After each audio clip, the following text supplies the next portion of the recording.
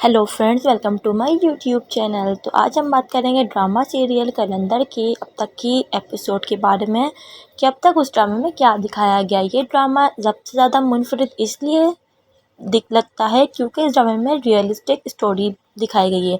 ज़्यादातर ये drama outdoor shoot किया गया है, जिसकी वजह से इस ड्रामे में लोगों की दिलचस्पी ज़्यादा बढ़ी है। इस ड्रामे में स्टोरीज दिखाई गई हैं एक ही ख़ानदान के 3 लोगों की, जिसमें सबसे पहले हम बात करेंगे दुर्र अदन की। दुर्र अदन जो है, जिसके वालिदैन का इंतकाल हो चुका है, वो बहुत सुलझी हुई, अच्छी पढ़ी लिखी, नमाज रोज़े की पाबंद लड़की है, जो कि अपने ताया के साथ अपने उनके गांव में रहती है। दुर्र अदन बहुत प्यारी है और नाजुक सी लड़की है, और उसको एक ख़ासियत हासिल है कि वो जो भी दुआ करती है वो कबूल हो जाती है। इसलिए लोगों गाँव में लोग उसके पास उससे दुआएं कराने आते हैं। वो अपने ताया के साथ रहती है, ताया उसको बहुत पसंद करते हैं और ताया भी उसको बहुत पसंद करती हैं। दोनों को वो अच्छी लगती है और वो उससे बहुत मोहब्बत करते हैं, और दोनों ही वो लोग बहुत सुलझे हुए लोग हैं।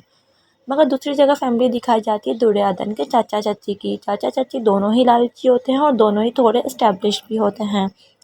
तो चाचा चाची जो हैं उसके दोनों लालची होते हैं। वो दुर्र अदन को नहीं देखा होता, मतलब काफ़ी अर्से बाद ना वो आते हैं। वो गाँव में रहती है दुर्र अदन, और वो लोग कराची, वो दूसरे शहर रहते हैं। तो शहर से जब वो लोग आते हैं तो उनको दुर्र अदन को देखते हैं तो उनको वो अच्छी लगती है, क्योंकि चचा को वो बहुत पसंद आती है। चचा भी लालची होते हैं, लालच में अंधे हुए होते हैं, मगर उनको दुर्र अदन पसंद आती है। उसकी पर्सनैलिटी, उसका हर लिहाज, उसका बोलचाल, अंदाज और काम वाम में भी बहुत अच्छी एक्सपर्ट होती है। तो चाचा चाची को वो पसंद आती है दुर्र अदन। तो दुर्र अदन, चाचा चाची के 2 बेटे होते हैं, एक होता है तबरेज़ और एक होता है इरफान। इरफान जो होता है वो दुर्र अदन की तरह नेक होता है, नमाज रोज़े का पाबंद होता है, मगर उसका काम अच्छा नहीं चलता, तो इसलिए उसको कोई मुँह नहीं लगाता। जबकि तबरेज़ जो है वो वैसे अच्छा नहीं होता बाय नेचर, मगर वो दीनदार नहीं होता, मगर वो वैसे इस्टेब्लिश होता है, बाहर की एक मुल्क में पढ़ता है, तो इसलिए सब लोग उसको ज़्यादा पूछते हैं। तबरेज़ जो है वो काफ़ी अरसे बाद अपने घर आ रहे होते हैं, तो उनके मदर और फादर दुर्र अदन अपने भाई के घर आए हुए होते हैं। तो वहाँ पे तबरेज़ को उनके अम्मी अब्बू बुला लेते हैं। जब तबरेज़ वहाँ आते हैं तो उनको दुर्र अदन को देख के पहले तो वो कोई ख़ास रिएक्शन नहीं देते, मगर दुर्र अदन की मासूमियत देख के वो भी उस पर फ़िदा हो जाते हैं और उनको वो अच्छी लगने लगती है। तो ऐसे ही उनको जब वो उनकी स्टोरीज चलती है तो वो उनको प्रपोज़ कर देते हैं। पहले तो उसकी अम्मी उसकी शादी को तैयार नहीं होती, क्योंकि वो बहुत लालची औरत है और वो कहती है कि मेरा बेटा इतना पढ़ा लिखा है, मैं ऐसी गाँव की लड़की लाऊंगी क्या अपनी बहू बना के। तो उनकी अम्मी को वो बिल्कुल पसंद नहीं आती, मगर अब्बू को पसंद थी, ताया को पसंद थी, तो ताया भी उसको सपोर्ट करते हैं और उनकी शादी करने को हाँ कर देते हैं। जबकि ट्विस्ट ये आता है कहानी में कि तबरेज़ साहब को अब वापस जाना होता है, क्योंकि वो पहाड़ पढ़ते हैं। वहाँ जाते तो वहाँ एक लड़की होती है सुम्बुल।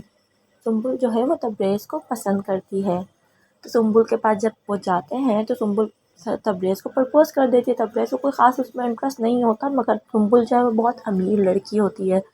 तो सुम्बुल के वालिद तबरेज़ को लालच देते हैं कि हम तुम्हें घर देंगे, गाड़ी देंगे, सब कुछ देंगे। तो तबरेज़ भी बहक जाता है। फिर वो कहता है कि मैं दुर्र अदन से शादी नहीं करता। तो उसके अब्बू कहते हैं दुर्र अदन को तुम रुखसत करके ले आओ, हमें दुर्र अदन को अपने काम के लिए इस्तेमाल करेंगे, अपने घर की सफाई वफाई के लिए आसानी हो जाएगी। तो तबरेज़ भी लालच में आ जाता है और दुर्र अदन को रुखसत करके घर ले आता है और ख़ुद वापस चला जाता है, और शादी का किसी को जिक्र नहीं करता, और वहाँ पे वो सुम्बुल से भी शादी कर लेता है। दूसरी जगह दिखाया जाता है कि इरफान जो है वो अपने भाई को सरासर बार बार बोल रहा होता है कि तुमने ये जो किया है ये गलत किया है, किसी लड़की को धोखा दिया है। मगर तबरेज़ को उस वक्त कुछ समझ नहीं आती, क्योंकि वो लालच में पागल हो गया था। तो तबरेज़ जो है वो चला जाता है वापस बाहर बिना शर्मिंदा हुए, मगर वहाँ पे वो सुम्बुल से शादी कर लेता है। सुम्बुल जो है वो तबरेज़ की तरह ही लालची खुददार लड़की है। उसको नहीं पता होता कि तबरेज़ ने पहले भी शादी की हुई है। जैसा कि दुर्र अदन जो है वो बहुत सुलझी हुई तमीज़दार लड़की है, तो वो अपने काम वाम करना शुरू कर देती है। अब जैसा उसकी सांस चाहती हैं वो वैसे ही रिएक्ट करती है। दूसरी जगह इरफान जो है वो निहायत समझदार और सुलझा हुआ लड़का है, तो वो अपनी खाला की बेटी शफ़क़ को पसंद करने लगता है। शफ़क़ को भी दिखाया जाता है कि वो निहायत ही समझदार और तमीज़दार लड़की है, तो शफ़क़ को वो पसंद करता है, तो वो उससे शादी कर लेता है। तो शफ़क़ साहिबा जो होती हैं वो दुर्र अदन से चिढ़ना शुरू हो जाते हैं, क्योंकि इरफान जो है वो दुर्र अदन को बहुत इज़्ज़त देता है, क्योंकि वो उसकी भाभी है और ऊपर से उसके साथ इतनी ज़्यादतियाँ हुई हैं, इसलिए इरफान अपनी भाभी को बहुत इज़्ज़त करता है। تو شفق کی جیلسی جو ہے وہ ان کی شادی کے بعد دکھانا شروع کر دیتی ہے، وہ باقاعدہ دریودھن سے بدلہ لینا شروع کر دیتی ہے، اس کو تنگ کرتی، ایسی ان کے بیچ لڑائیاں ہوتی رہتی ہیں، دریودھن پہ الزام لگاتی ہے اپنے میاں کے ساتھ، تو اس وجہ سے وہ اس کو طلاق دے دیتا ہے، عرفان اپنی بیگم کو شفق کو چھوڑ دیتا ہے۔ دوسری جگہ سنبل کو بھی پتہ چل چکا ہوتا ہے کہ صاحب ایک شادی پہلے بھی کر چکے ہیں، اور جو کہ سنبل کو پتہ چلتا ہے تو سنبل جو ہے وہ اس تبریز سے تو ناراض ہوتی ہے، دریودھن کی اور دشمن بن جاتی ہے، اس کو مروانے پہ آ جاتی ہے۔ یہاں دریودھن کو بھی پتہ چل چکا ہوتا ہے کہ تبریز ایک اور شادی کر چکا ہے، مگر وہ ایک صابر لڑکی ہے، وہ سب کچھ چھوڑ کے اپنے اللہ تعالیٰ سے دعائیں کرتی رہتی ہے اور اپنی دعاؤں پہ یقین رکھتی ہے۔ وہاں پہ سنبل دریودھن کی ویسی دشمن بنی ہوتی ہے۔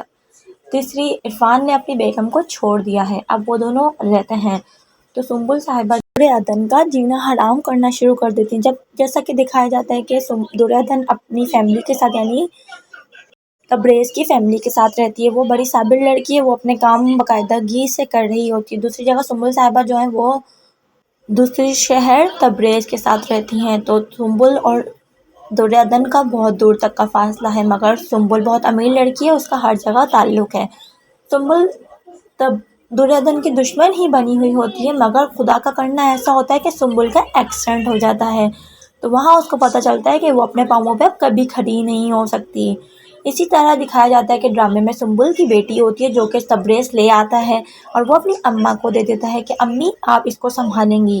امی جوش میں پہلے تو لے لیتی ہیں، مگر اس کے بعد امی سے سنبھالی وہ جاتی نہیں ہے، کیونکہ وہ اتنا تنگ کرتی، بچے کہاں سنبھلتے ہیں، تو اس کی امی غصے میں آ کے تبریز کو ہی پکڑا دیتی ہیں کہ اس کو تم ہی سنبھالو۔ اب تبریز جو ہے وہ اکیلا ہے، وہ کیسے سنبھال سکتا ہے بچی کو، اور سنبل تو چل پھر نہیں سکتی، اس کے تو ہاتھ پاؤں کام ہی نہیں کرتے، تو تبریز جو ہے وہ اپنی بیٹی دریودھن کو دے دے گا، دریودھن ہی اس کو پالے گی، اس طریقے سے دریودھن کو سکون کی زندگی ملے گی۔ اب دکھایا جائے گا کہ سنبل جو ہے وہ پہلے ہی ہاتھ پاؤں سے معذور ہو چکی ہے، تو سنبل خود ہی دریودھن سے معافی مانگ لے گی، اور پھر اس طریقے سے اس ڈرامے کا یہیں پہ اختتام ہو جائے گا۔ اس طریقے کی ویڈیو دیکھتے رہنے کے لیے چینل کو لائک، سبسکرائب اینڈ شیئر ضرور کیجیے گا۔